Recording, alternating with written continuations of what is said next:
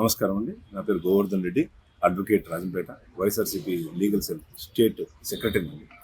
ఇవాళ మన పోసాన కృష్ణమురళి గారిని రాజంపేటలో రిమాండ్ ఖైదీగా ఉన్నారు, జ్యుడిషియల్ కస్టడీలో.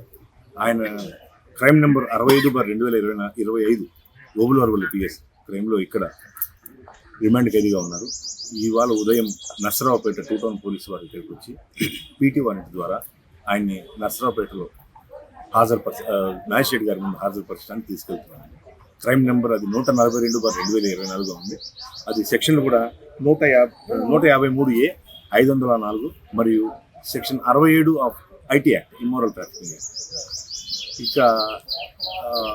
ఇక్కడ నుంచి ఎక్కడ పోలీసు వారు ఎక్కడా కూడా ఒక ప్రొసీజర్ ఫాలో అవ్వకుండా ఒక తీవ్రవాదిని తీసుకెళ్ళినట్లుగా, ఒక తీవ్రమైన నేరాల్లో ఖైదీని తీసుకెళ్ళడం నిజంగా ఖండించదగింది.